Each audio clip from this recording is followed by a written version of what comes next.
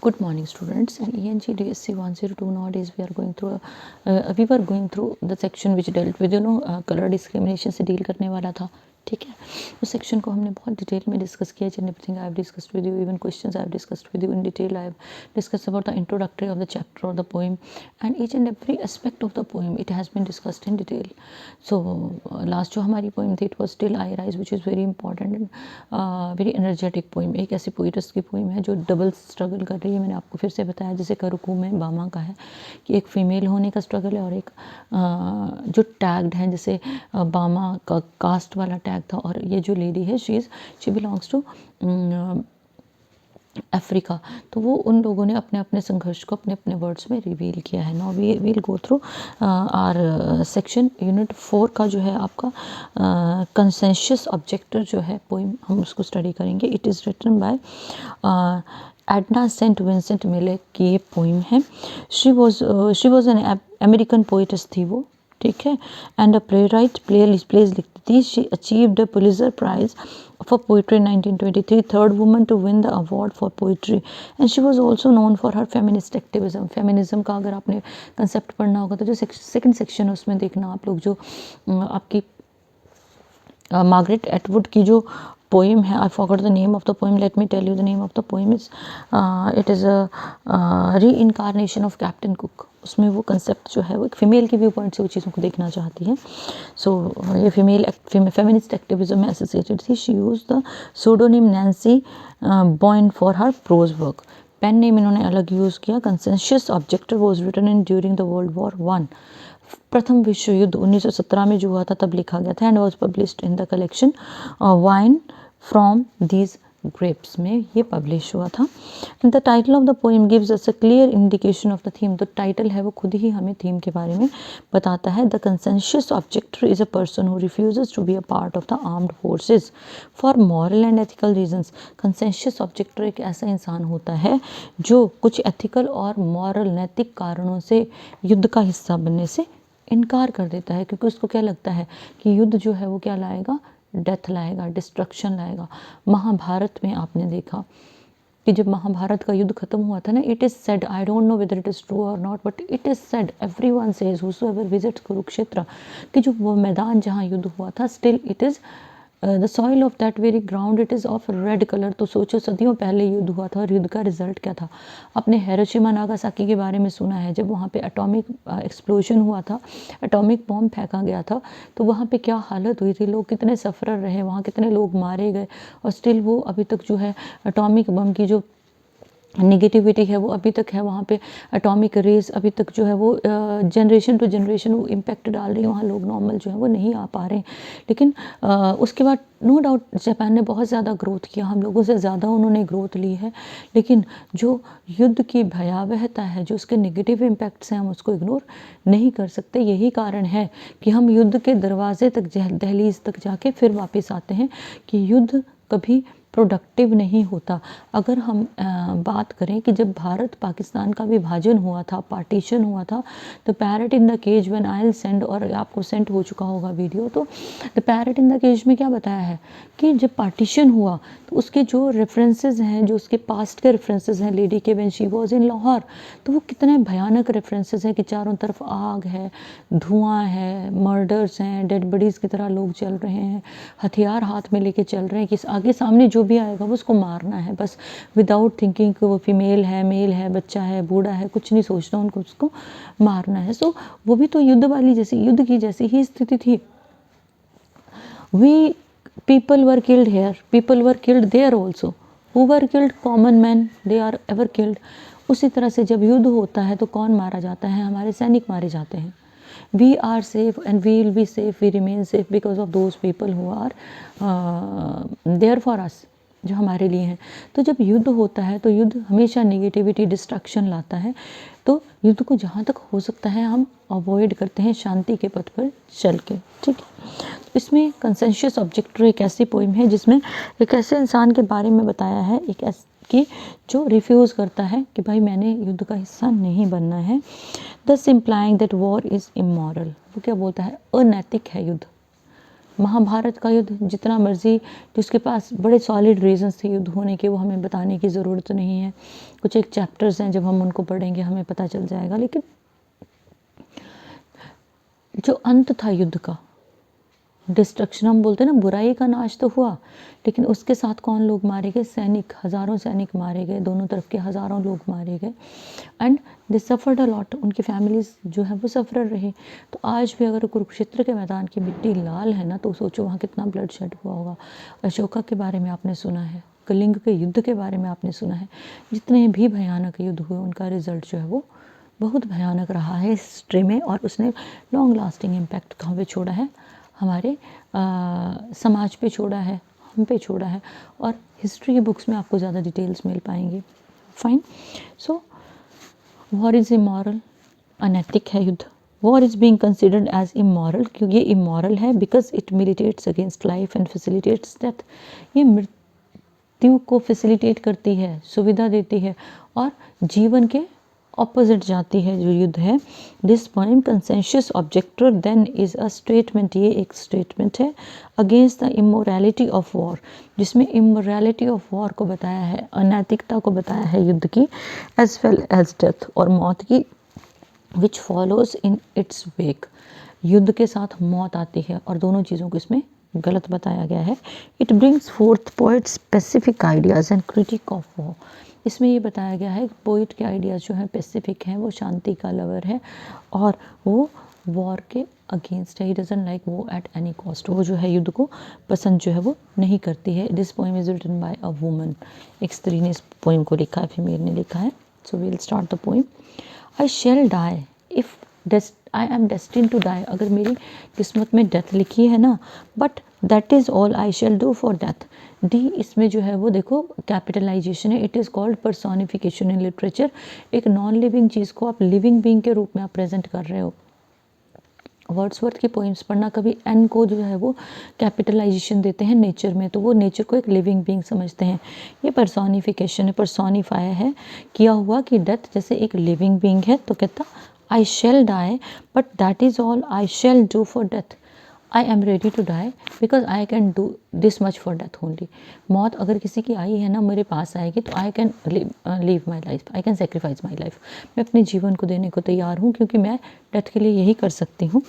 I hear him leading his horse on the out of the stall. Stall होता है stable, stable क्या होता है? अस्तबल। I can listen to the galloping sound, टापों की आवाज़, of the horse of death which is coming towards the which has led his horse, कि मैं घोड़े के टापों की आवाज़ सुन रही हूँ। वो घोड़ा किसका है? डेथ का है, जिसके ऊपर डेथ राइड कर रही है, और वो जो है उसने स्टेबल से, अस्तबल से घोड़ा निकाल दिया है। Clatter on the barn floor, barn floor is used for keeping grains, अनाज रखने के लिए जो फ्लोर यूज़ किया जाता है, ठीक है। And clatter on the barn floor is refer to an area in farm building where animals can be kept, ठीक है। I hear the clatter on the barn floor की वेयर एक फार्म है वेयर एनिमल्स आर केप्ट, तो I can listen to the clatter, जो आवाज़ है उस जहाँ पे अनाज रखते हैं वहाँ से, I can listen to the sound of the galloping of the horse of death. Horse of death है, उसके घोड़े के टापों की आवाज़ मुझे सुनाई दे रही है। कहाँ से? It is coming from the greenery, barn floor से वो आवाज़ आ रही है। He is in his haste, he means death, कि death is in a haste, death बहुत जल्दी में है। क्यों? युद्ध की विभीषिका को बताया गया है, युद्ध की नेगेटिविटीज़ को बताया गया है, युद्ध के एडवर्स इफेक्ट को इसमें बताया गया है। He has business in Cuba, business in the Balkans, many calls to make this morning. He has business at many places, means death is ruling in Balkans, Cuba, and there are many places that death is planning to visit. Large number of places are there which are to be visited by death, but I will not hold the bridle while he clutches the girth. I will not hold the bridle. Bridle होता है लगाम। तो वो बोल रही है कि I will not hold the bridle, कहते whenever war is there, death comes। युद्ध होता है तो डेथ आती है, she is saying that many places जैसे क्यूबा में, बैल्कन्स में death has to attend many calls, यानी कि डेथ को एरियाज जो है वो विजिट करे हैं और बहुत जगह से डेथ को और भी इन्विटेशन है जहाँ जहाँ युद्ध हो रहा है. So she says that she has received many messages from death to assist her, कि डेथ ने उसको बहुत तरह से अप्रोच करने की कोशिश की है कि वो उस लेडी के थ्रू अलग अलग जगह अप्रोच कर पाए. जैसे स्पाई होता है ना, वो जासूसी करके बताता है ना कि इस पर्टिकुलर जगह पे इतने लोग इस वक्त इकट्ठे हैं, इस पर्टिकुलर जगह पे इतने लोग इकट्ठे हैं. तो लोग उससे उस तरह की कुछ इन्फॉर्मेशन चाह रहे हैं पोइट्स से, तो वो अपने आप को एक रिप्रेजेंटेटिव ऑफ सोसाइटी मान के चलती है कि मैं डेथ को वो इन्फॉर्मेशन नहीं दूंगी, यानी कि मैं उस युद्ध का हिस्सा नहीं बनूंगी जिसका लोग हिस्सा बन रहे हैं. So she is not going to hold the, but I will not hold the bridle. Bridle होता है लगाम. I won't hold the bridle while he clutches the girth while death is riding the horse. यानी कि जो owner है death, ठीक है, death is riding the horse and that very lady is asked to hold the bridle. लगाम पकड़ने वाला आगे चलता है और सवार घोड़े के ऊपर बैठता है. तो she is saying that I am not going to show the death the place where death can function. मैं डेथ को ऐसी जगह लेके ही नहीं जाऊंगी जहाँ पे जो तांडव अपना वो मचा सके डेथ, ठीक है. And I will not hold the bridle while he clinches the girth. Girth यहाँ सेडल है. सेडल क्या होता है? घोड़े के ऊपर जो काठी लगी होती है ना, दैट इज़ कॉल्ड सेडल. कि death is sitting on the saddle on the back of the horse. घोड़े की पीठ के ऊपर सेडल है, वहाँ डेथ बैठी है, ठीक है, और मौत का रिप्रेजेंटेटिव वहाँ बैठा है. But I won't hold the bridle. मैं लगाम पकड़ के उस रिप्रेजेंटेटिव को घोड़े के साथ वहाँ नहीं लेके जाऊँगी वेयर पीपल आर देयर, यानी I won't be a part of the war. युद्ध का मुझे हिस्सा नहीं बनना है. And he may mount by himself, I will not give him a leg up. When one has to mount the horse back, जब किसी को घोड़े की पीठ पे चढ़ना होता है ना, दे नीड सपोर्ट, ठीक है ना. तो वो क्या बोल रही है poetess, that I won't be his support to push his leg up. हाथ लगा के जो पाँव फंसाने वाला हुक होता है ना हॉर्स की जो सेडल है उसका, तो I won't support that the death while वो डेथ जो है death will mount the horse. जब डेथ घोड़े पे चढ़ के सवार होके घूमने के लिए जा रही होगी ना, कहते तो आई वोंट सपोर्ट डेथ. मैं डेथ को सपोर्ट जो है वो नहीं करूँगी. Though he flicks my shoulder with his whip. Flick होता है स्मॉल मूवमेंट्स. विप क्या होता है? कोड़ा समझते हो? पुरानी स्टोरीज़ में देखना, एक लंबी सी चीज़ होती है जिससे it is made up of rope. Skin तक निकल जाती थी लोगों की, और वो रखा होता था किसने? जो अमीर लोग होते थे ना, गरीबों को एक्सप्लॉइट करने, साहूकारों ने जनरली रखा होता था, ठीक है ना. Though he flick my shoulders with his whip.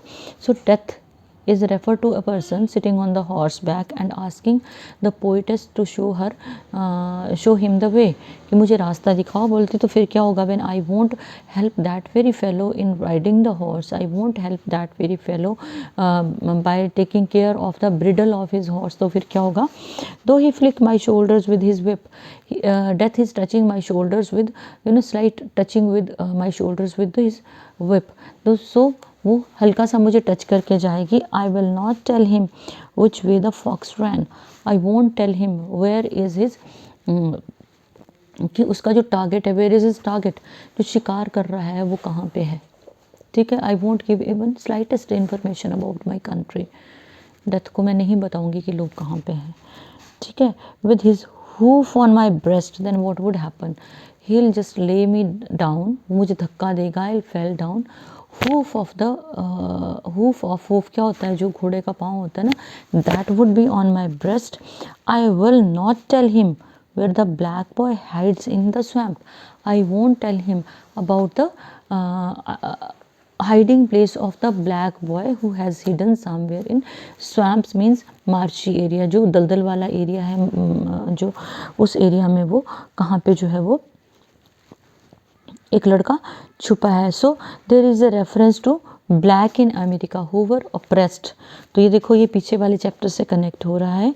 Then I shall die but that is all instead of helping the death in finding out my people. कि बजाय इसके कि मैं अपने देश के लोगों को युद्ध की तरफ धकेलूँ, आई shall die, I would prefer to die, but that is all I shall do for death. I can offer my life to death. कि death को मैं बोल सकती हूँ कि मौत अगर आएगी तो मैं बोलूँगी you can take my life away, but I won't give you the address of others. और लोगों को छोड़ दो, यानी कि युद्ध की विभीषिका को, वो युद्ध के जो नेगेटिविटीज़ है, युद्ध के जो परिणाम है, उनको वो रोकना चाहती है कि लोगों पे ना पड़े. I am not on his play role. Now she is saying that payroll है, सॉरी, कि I am not being paid by death. I am not an employee of the death. मैं डेथ की representative नहीं, sorry, मैं employee नहीं हूँ death की, जो मुझे डेथ को जो है वो गाइड करना है, डेथ को मुझे रास्ता दिखाना है, डेथ को मुझे उस जगह लेके जाना है, मुझे डेथ की हेल्प करनी नहीं. मैं क्योंकि एम्प्लॉई तो हूँ नहीं डेथ की, ठीक है ना. I will not tell him the whereabout of my friend. I won't share with death where my friends are. मेरे अपने लोग कहाँ हैं मैं बिल्कुल नहीं बताऊंगी डेथ को. नॉर ऑफ माई एनिमीज इधर. I won't tell her, I won't tell death. और मैं मौत को ये भी नहीं बताऊंगी कि where my enemies are. Like मेरे फ्रेंड्स हैं, एनिमीज हैं, दे आर फॉर मी, वो आपस में लड़ रहे हैं, झगड़ रहे हैं, दैट इज़ समथिंग डिफरेंट. लेकिन डेथ जो युद्ध की वजह से आएगी, कहती मैं उसको तो बिल्कुल भी हेल्प नहीं करने वाली हूँ. Then she says, though he promises me much, I'm being promised, that very lady is being promised that if you will help me, I'll give you name, fame, prosperity. सब कुछ मैं दूंगा, पैसा दूंगा, है ना. कई बार होता है ना कि हम दुश्मन के को इसलिए फेवर करते हैं क्योंकि हमें पैसा मिलता है, हमें नेम फेम मिलता है, हमारी लाइफ अच्छी हो जाती है. तो वो क्या कह रही है कि though he promises me much, I will not map him the route to my any man's door. I am being, the lady is being promised much more by the death. Death जो है एक representative death का, उसको जो है वो approach कर रहा है. But she is saying that I am not going to, she won't show him the way to any man's door. किसी लिविंग बीइंग के डोर तक नहीं लेके जाऊंगी. I won't help death to get the life of any living being. किसी इंसान की वो ज़िंदगी नहीं ले पाएगा. M I a spy in the land of the living. Now there is one question. Now she is asking us whether she is a spy, वो एक जासूस है, in the land of the living, कि वो एक जासूस है किसकी, of death. Is she a spy of death who will show the death exact path where living beings are, जो वो मौत को सही रास्ता बताएगी. That I should deliver man to death. I am not a spy of death, ठीक है ना. So I won't show her, I won't show the death where people are living. लोगों का मैं रहने की जगह नहीं बताऊंगी ताकि डेथ वहाँ जा सके. Brother, the password and the plans of our city are safe with me. So dear, whatsoever if we talk about a password, अगर किसी जगह पे एंटर होने का कोई पासवर्ड है, where the plans of our city are concern, that किस area में कितने लोग रहते हैं, किस टाइप के लोग रहते हैं, they are very safe with the poetess. She is saying, I know each and everything about my city, I know each and everything about my country. Never through me shall you be overcome. So she is saying that the people of city, ठीक है, they won't be ever overcome through her. कि poet's के through अगर death लोगों को approach करेगी ना, तो poet's won't help death in any way. वो खुद झेल लेगी, टॉर्चर झेल लेगी, खुद को ऑफर कर देगी. But she doesn't want to be a supporter of war. युद्ध की सपोर्टर नहीं बनना चाहती वो, क्योंकि युद्ध क्या है, अंत में डिस्ट्रक्शन और डिस्टर्बेंसेस और हर तरह की नेगेटिविटी लेके आता है. So this was all about your poem. It was quite an interesting poem dealing with the adverse effects of war on our society. And poetess, she is a true representative of civilised society where she wants that there shouldn't be any war. और जो death है उसको personify किया गया है, as a living being उसको बताया है, जो घोड़े पर आता है, पोइटस को तरह तरह के लालच देता है, उसको विप करता है, उसको चोट पहुंचाता है, उसको ट्रैप करने की कोशिश करता है. लेकिन पोइटस भी एडमेंट है, she is not willing to show anything about her city. She's not willing to share anything or reveal anything about her city or the people of that very area, whether they are her enemies, they are her friends. तो वो बोलती है कि whatsoever is there with me, it is safe with me. जब तक मैं जिंदा हूँ वो सेफ रहेगा और बिल्कुल मेरे पास सुरक्षित रहेगा. So this was all about your poem, Conscientious Objector, very important poem it is. We'll discuss questions in the next video. So good day.